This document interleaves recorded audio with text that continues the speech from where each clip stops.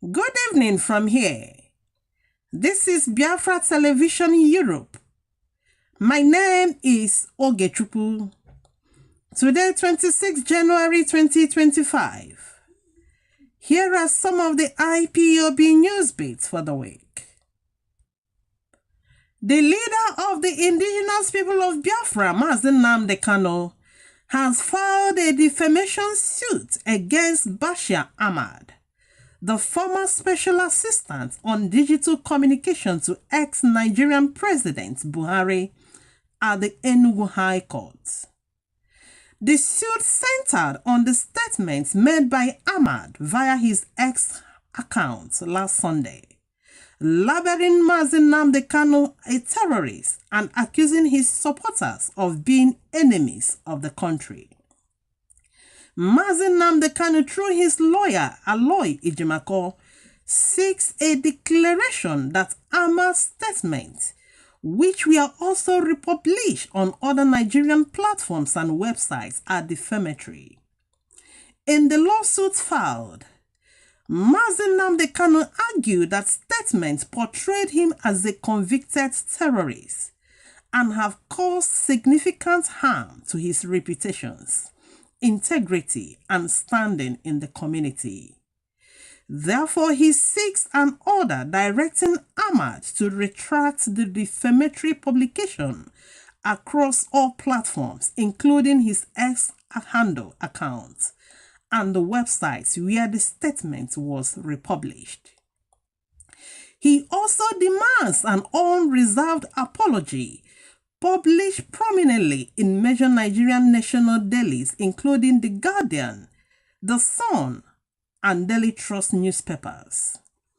He also seeks a claim of 100 billion naira in general and exemplary damages for the harm caused, and a perpetual injunction restraining Ahmad from making further defamatory statements against him.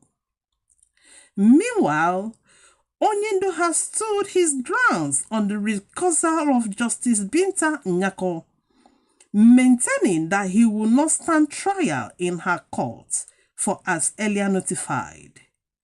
Last Wednesday, Mazi Nnamdi Kanu confided in his defense team during their weekly routine meeting that they formally requested for the transfer of his unjust trial to anywhere else in the eastern region, notably Enugu or Umuahia. Reports from research carried out by next year SPD revealed that most kidnappings and criminal activities in the Southeast are carried out by bandits that pretend to have ties with IPOB ESN.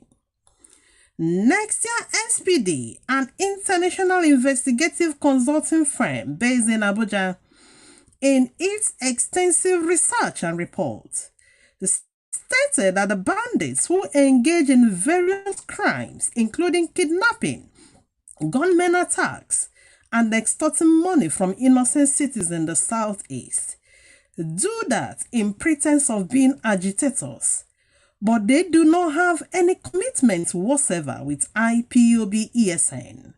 Rather, their actions are all profit-oriented. The report noted that the Fulani herders kidnappers are active in Enugu State, particularly the Enugu-Nsukka Road, giving instances of their kidnappings early this year and several others the previous year.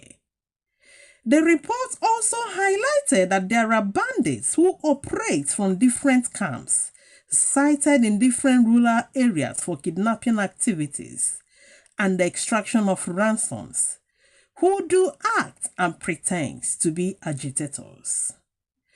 The report, titled Between Secessionism and Banditry in the Southeast, authored by Dr. Ben Nwosu, an associate consultant at Nextia, with other senior researchers, contended and concluded that there are agitators who are committed to the cause of exiting the country and are working for it without engaging in criminal activities.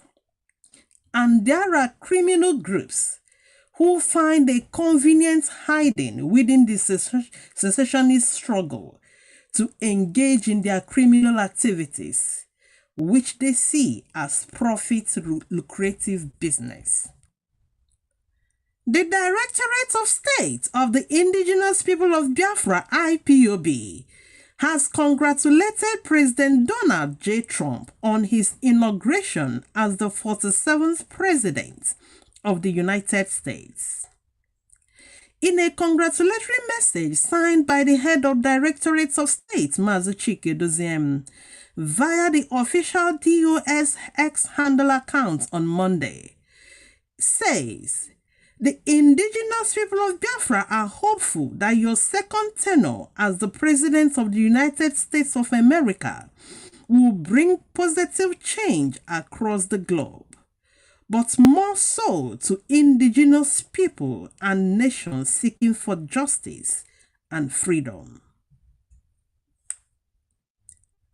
The IPOB lead counsel, Barrister Ifeanyi Ejiofor, has cautioned against what he described as politicization or hijack of the newly launched security outfit in Anambra.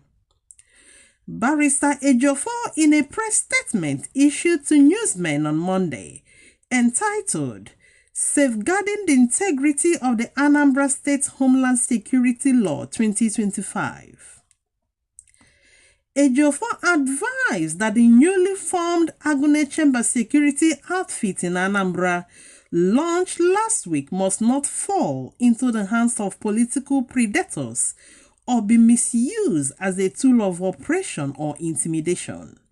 Instead, its core objective of ensuring the security and welfare of the people must be preserved above all else.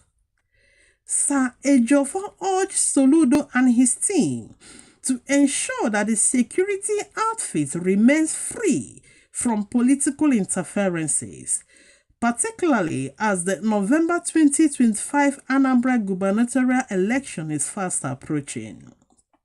He added that security is a shared responsibility, which every citizen has a role to play in to restore peace and security to the state. APC chieftain Adams Oshomole has asserted that retired generals are behind illegal mining in Nigeria, and top politicians, including President Tinubu, know those criminal ex-generals. Oshomole, who is a former governor of Edo State and former APC national chairman, made the allegation when the chairman of the Senate Committee on Solid Minerals Development, Senator Samson Ekong, submitted his 2025 budget report before the Senate Committee on Appropriations. Oshomole said that the country's efforts to diversify its economy would remain a mirage if Tinubu's administration failed to address the issue of illegal mining, adding that most top government functionaries know the illegal miners' chiefs, showing that nobody in Africa doesn't know them. He maintains that he did wrote a letter to the former president, Muhammad Buhari, on the matter, but nothing was done about it. Professor Mike Ozokome, son, the former lead counsel to Mazi Nnamdi Kanu, on Thursday commended Barrister Ifeanyi Ejiofor for not being overwhelmed in the course of fighting for justice.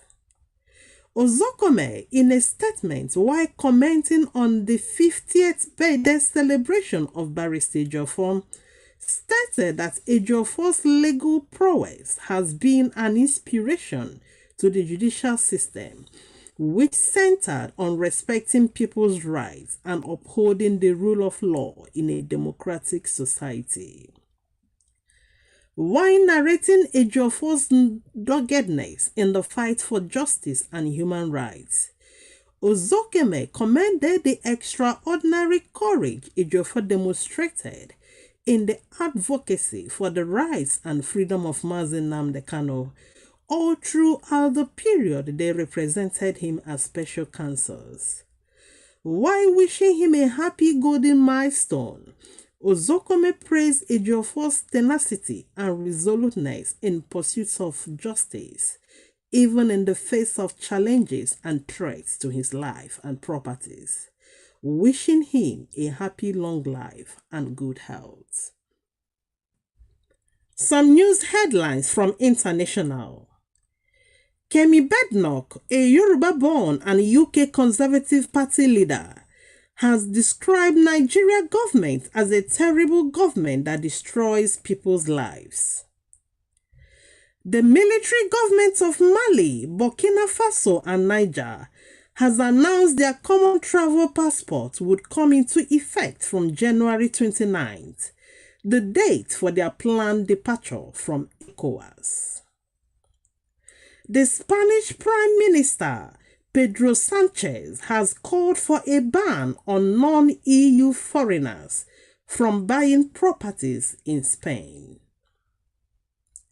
The new US President Donald Trump has signed an executive order to end birthright citizenship, which currently grants citizenship under the 14th Amendment to all persons born or naturalized in the United States, regardless of where their parents were born. That's the news breaks this week on Biafra Television Europe. Thanks for listening. Stay tuned and keep supporting the ESN.